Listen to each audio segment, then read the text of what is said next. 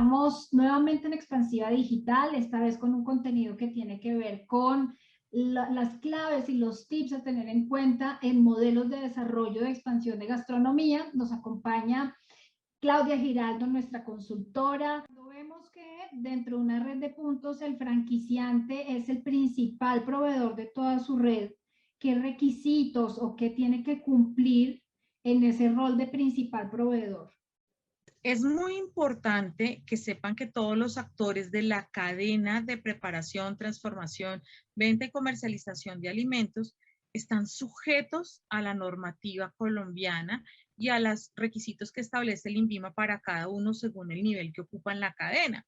Entonces, cuando tenemos que nuestro franquiciante es el proveedor de otras personas o es el principal abastecedor de sus puntos de venta, es como si fuera un productor de alimentos, ¿sí?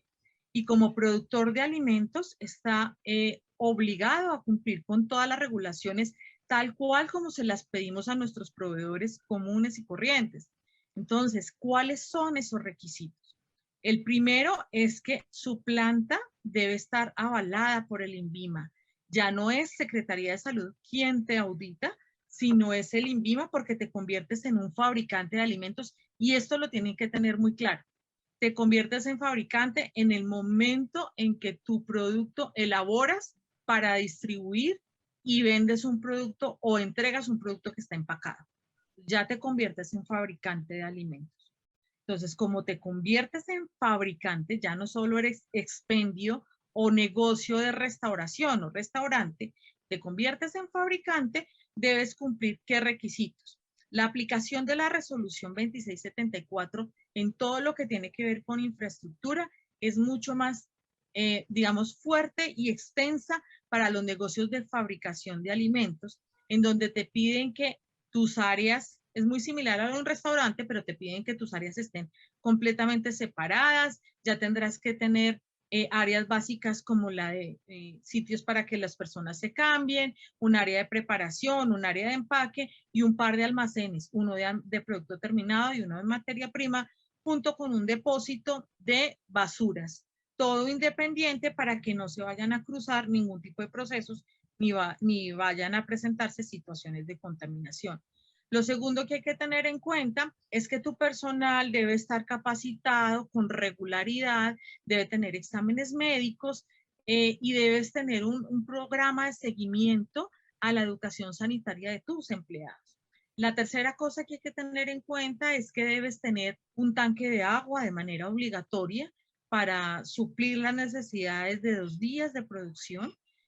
Debes tener unos análisis de laboratorio donde se pruebe la idoneidad del producto por lo menos una vez al año, análisis de superficies en los sitios donde estás procesando, debes tener un cumplimiento sobre el tipo y clase de empaques que estás utilizando para entregar tus productos y debes mirar el marco regulatorio relativo a rotulado y necesidad de registro sanitario. Actualmente, la resolución 2674 te implica que deberíamos tener como fabricantes de alimentos una obligatoriedad de obtener registro, permiso o notificación sanitaria si estamos entregando nuestros alimentos empacados y son de venta directa al público o lo estamos usando como si son de venta directa al público. Si estos alimentos no son de venta directa al público, sino que los estamos utilizando para negocio exclusivamente de restaurante, no se necesita registro sanitario si el producto es una materia prima. Entonces voy a explicar un poco esos dos casos. El primer caso es, yo hago en mi centro de proceso unas galletas deliciosas y las vendo en mi punto de venta y las vendo empacadas.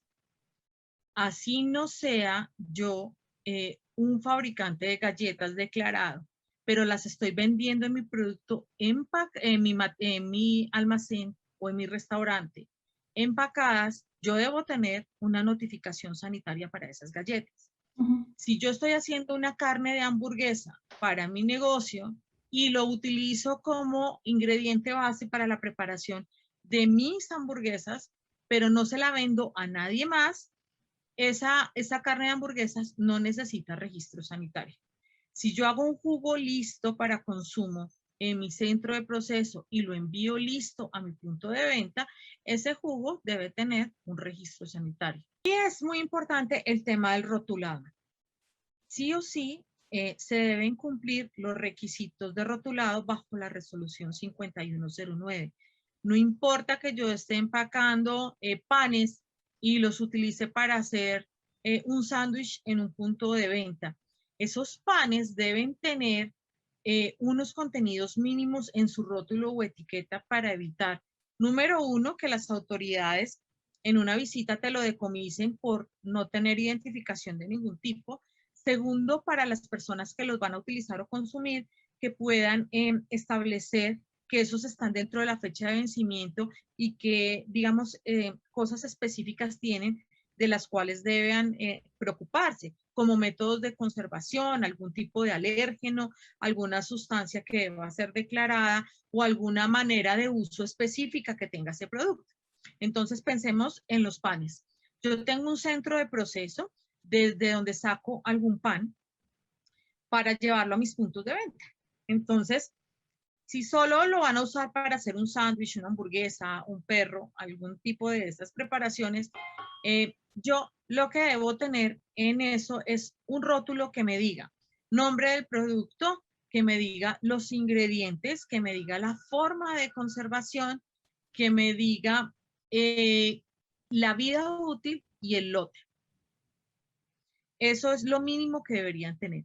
Si yo el producto, como en el caso de las galletas, que hablamos la vez pasada, como en el caso de las galletas que hablamos hace un momento, y las voy a vender directo a público, debo cumplir el pleno de la resolución 5109 y tendremos entonces que tener un producto con un rótulo que diga el nombre del producto, la marca, el contenido neto, los ingredientes, la tabla nutricional, que ya prácticamente a partir de la resolución 810 todo el mundo está obligado, que diga las condiciones de conservación, el número del registro, notificación o permiso sanitario, los datos del fabricante, dirección, ubicación y las condiciones de conservación y de transformación o de uso del producto.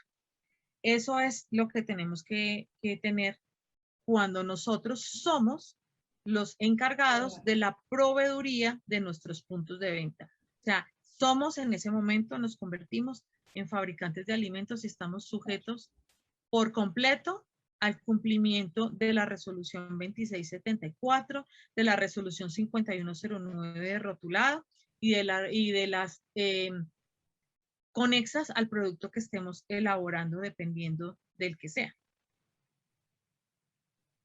Ok, perfecto. Y una pregunta frecuente tiene que ver con la importancia de estandarizar procesos.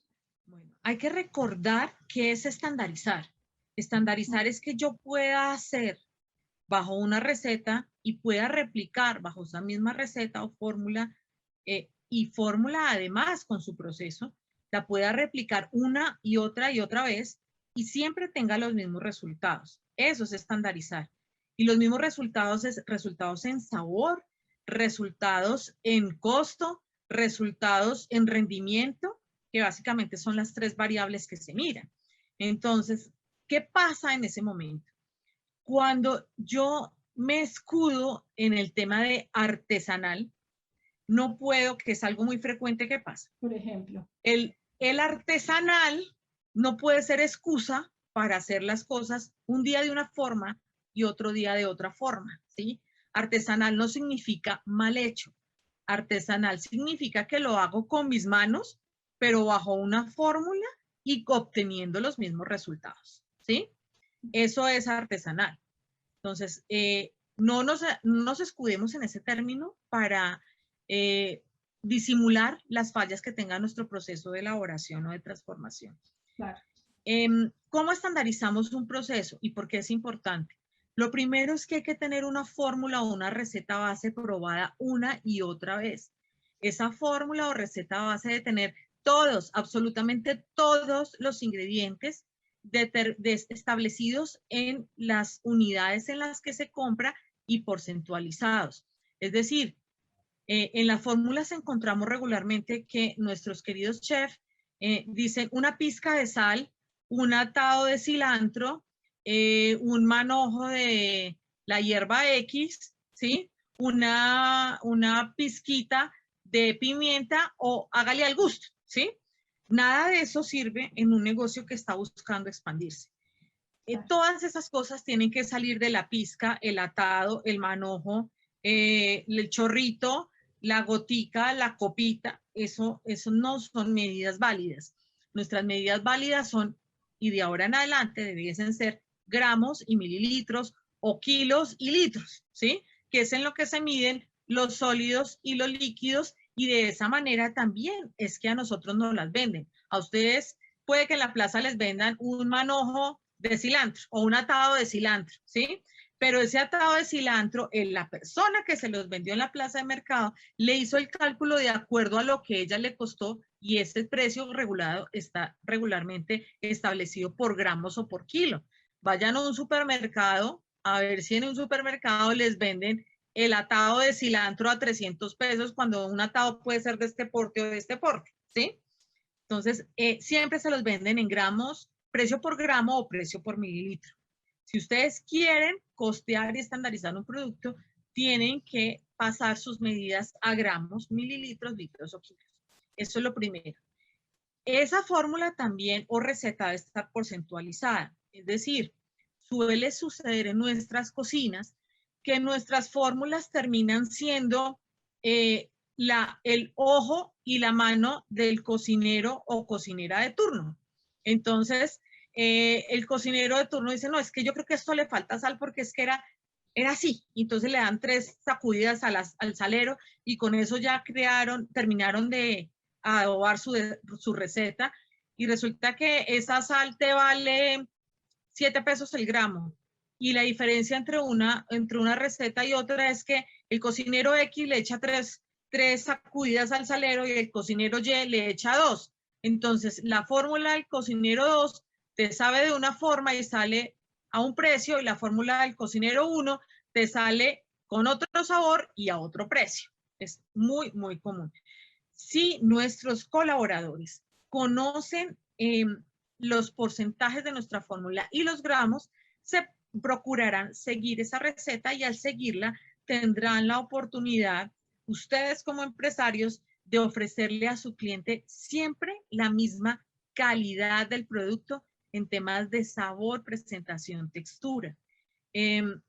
No todos tenemos la misma percepción del gusto, ni del aroma, ni de la textura. Esas son características organolépticas. Entonces, si dejamos que nuestros sentidos gobiernen la forma de preparación de las recetas, jamás vamos a tener un producto estandarizado.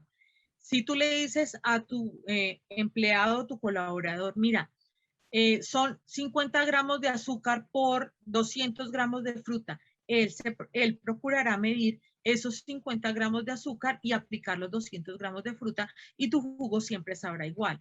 Pero si le da por probar y dice, es que a mí me parece muy dulce, entonces yo decidí bajarle, porque es que azúcar al gusto, entonces mi gusto es distinto al tuyo.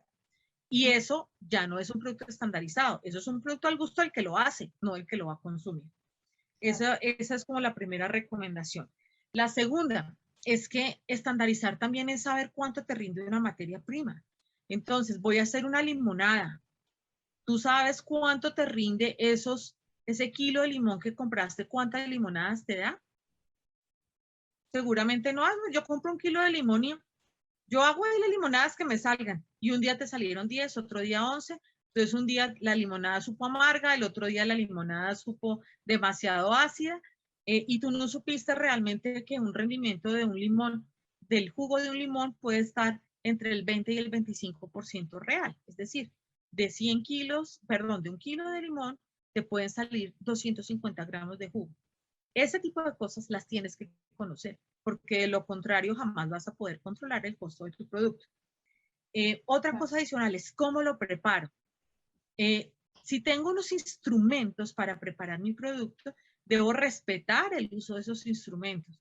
Tengo afán, no utilizo la licuadora, sino un exprimidor manual de limones. Jamás te dará el mismo rendimiento con un exprimidor de limones que metiendo los limones en la licuadora para hacer una limonada. Que tengo que utilizar una X producto, por decir algo, freír unas papas.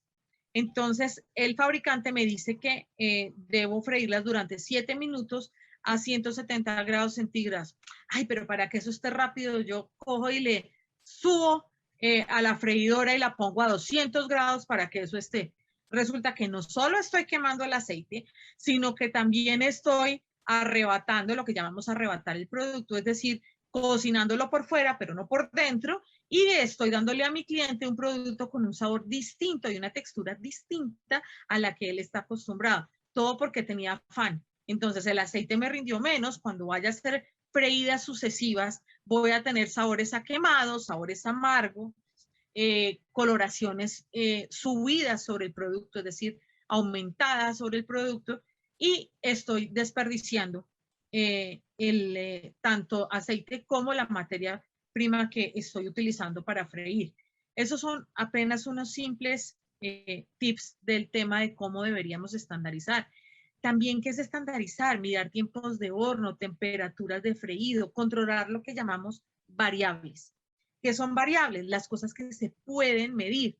Entonces, ¿qué puedes medir? Una temperatura de un horno, una temperatura de una cocción de una olla, una temperatura de reposo, una temperatura de ambiente cuando se necesite. Por ejemplo, para las personas que trabajan postres y que necesitan poner nitrógeno sobre ellos, es muy importante la temperatura ambiente o la temperatura del recipiente con la que estás trabajando el nitrógeno para glasear tu postre. Claro. Estamos hablando también de tiempos. ¿Cuánto tiempo debo hornear mi galleta? ¿Cuánto tiempo debo darle al freído de un pollo, de unas papas, de una salchicha? ¿Cuánto tiempo debo hornear una torta? ¿Cuánto tiempo debo hornear un pan? ¿O cuánto tiempo debo calentar un producto? ¿En cuánto tiempo hago un chicharrón?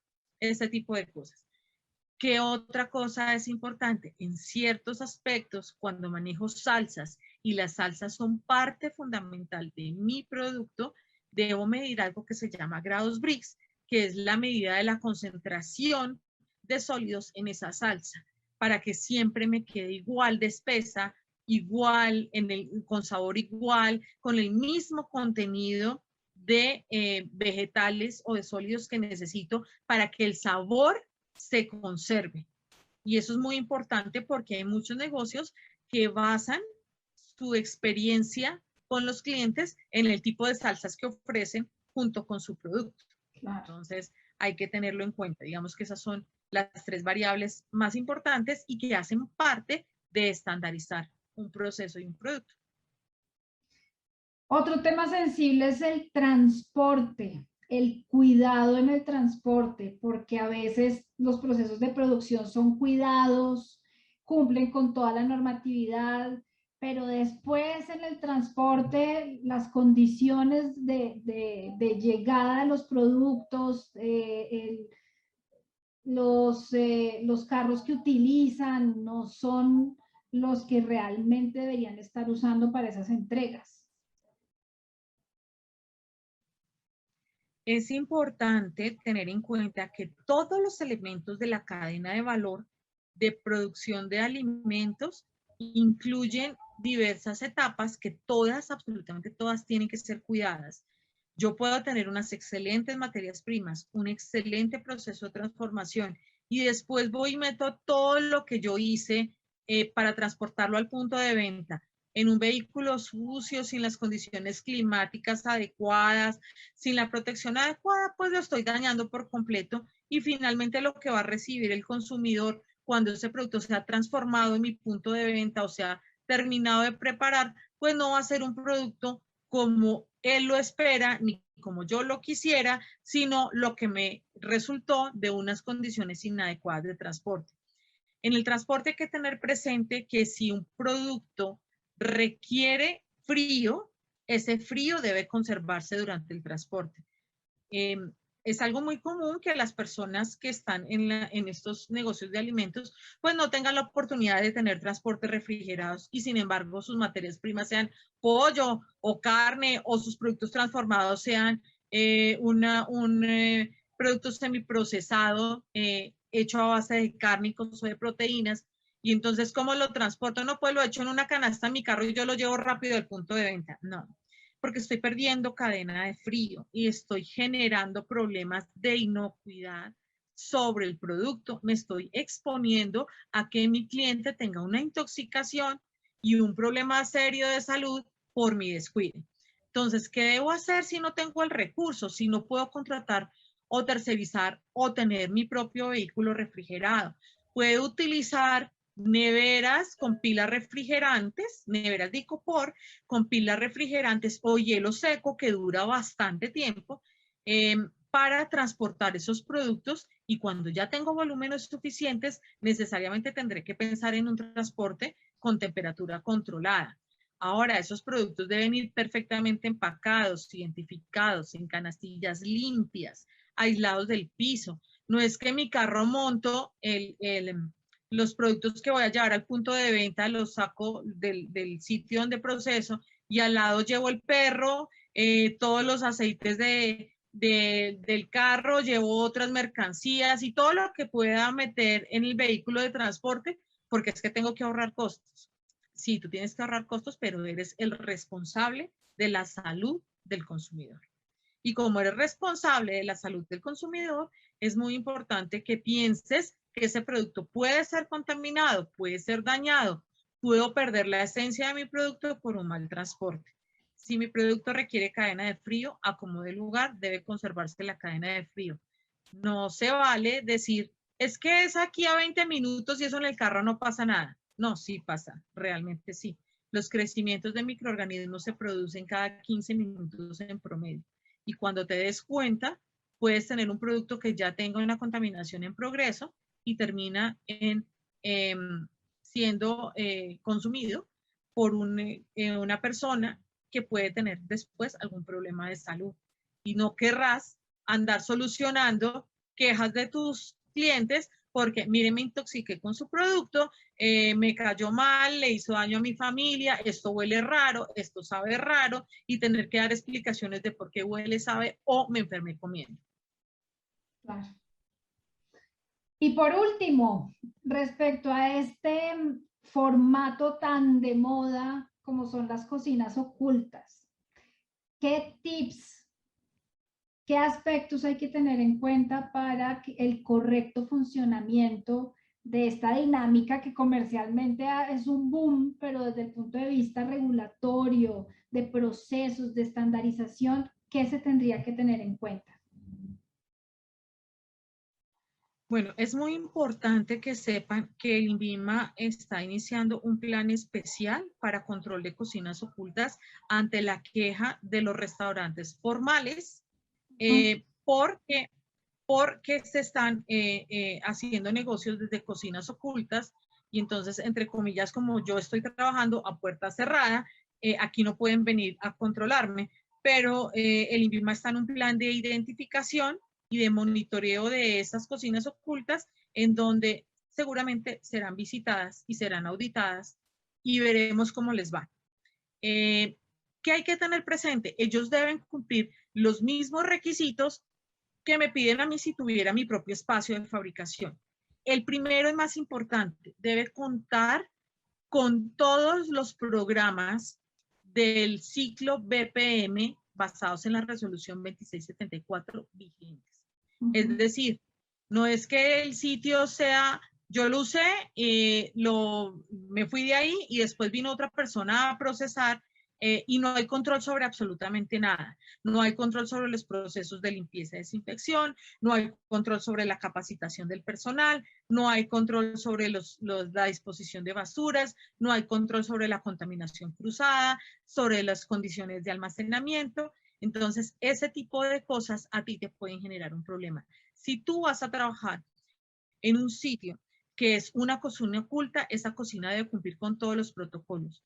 Y el más importante es que no pueden mezclarse procesos que no son compatibles entre sí.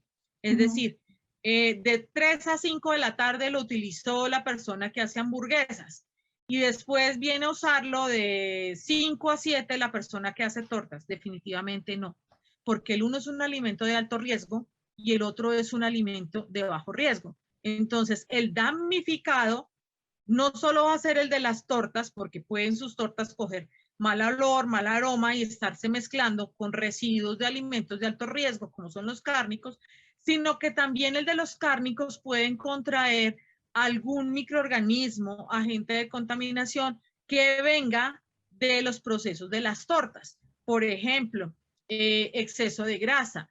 Por ejemplo, algún agente leudante, un moho que no es común en carnes, puede transmitirse a un producto como carne o pollo a través de residuos o de esporas que hayan quedado de productos de panadería, que su afectación principal es por moho. Entonces tienen que buscar cocinas con procesos compatibles. Si no los tienen, búsquenlos y sálganse de ahí, porque de lo contrario van a tener problemas con su producto. Además, ustedes ante la autoridad sanitaria tienen que evidenciar que están cumpliendo con toda la normatividad sanitaria y eso implica la ausencia de cruces de procesos y la ausencia de algo que se llama contaminación cruzada, que yo con un alimento puedo contaminar otro. Entonces, es una buena alternativa económica, pero esos sitios deben tener la documentación en regla, ser compatibles con su proceso, tener el plan de saneamiento básico hecho y verificado. Es decir, ¿qué significa verificado? Que tengan los registros, las planillas donde llenan la información, que tengan sustancias adecuadas para la limpieza y desinfección, que cumplan con todo lo que tiene que ver con infraestructura y que estén perfectamente regulado el uso y las condiciones de cada espacio que se trabaja para evitar que unos procesos se crucen con otros. Además, los espacios de almacenamiento de productos terminados no pueden ser compartidos. Es decir, si ustedes van a dejar producto terminado ahí, no pueden compartirlo ni en las neveras ni en los espacios con los de otras personas. Ok, perfecto. Bueno, Claudia, como siempre, muy claros los conceptos. Gracias por aceptar nuestra invitación aquí en Expansiva Digital. Ha sido un gusto para mí estar con ustedes y estamos atentos a cualquier cosa en la que les podamos servir o colaborar.